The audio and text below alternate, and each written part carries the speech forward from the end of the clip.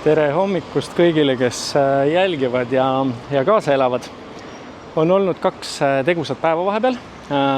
Taaskord päike särab ja saime ka 36 kraadi ära tunda, et ma kartsin hullemat, et tegelikult ei olnudki nii hull. See 36 kannatas täiesti jalutada, et lapsega jalutades käruga võib-olla ma ei tea, mingisugune kilomeeter vanalinn ja see särk oli täiesti märg, aga sellegipoolest selles mõttes, et kõik on väga hästi.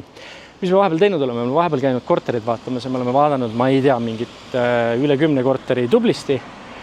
Ja kiire kokkuvõte sellest, ehk siis kui sa käid ühest uusarendusest teise ja vaatad kogu aeg neid uusarenduste korterid, siis ilmselgelt on nad suhteliselt ühenäolised selles mõttes, et nad kõik näevad välja suhteliselt steriilsed ja valged karbid, marmorpõrandad, valged plaadid, nagu kõik on suhteliselt sama.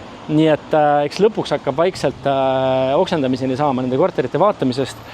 Kõik maaklerid proovivad teha nagu nii hea tuttu kui vähegi võimalik. Ehk siis kõik annavad endast parima, et sa nendega edasi läheks.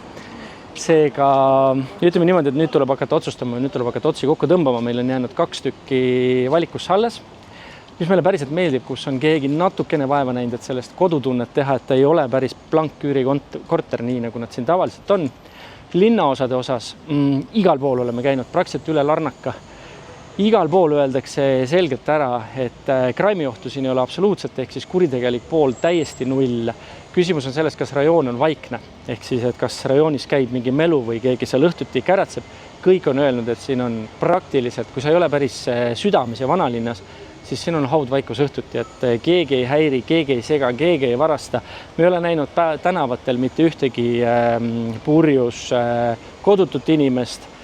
Maaklerid ütlevad selgelt välja, et elu on probleemi vaba sellepärast, et pagulasi ei ole ja sealt tavaliselt kõik probleemid nende vaatest hakkavad.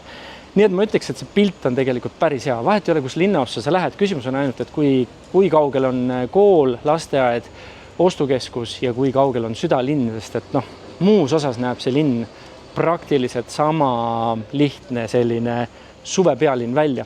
Nii et ma arvan, et järgmiste paari päevaga me otsustame kiiresti ära, kuhu me siis oma asjad peame Airbnb-st välja kandma ja sättima ja siis ma juba annan teada ka sellest jooksvalt, kuidas meil siis sissekolimine läheb ja mida me seal kogeme. Nii et peace teile igale poole üle maailma ja näeme ja kuuleme jälle.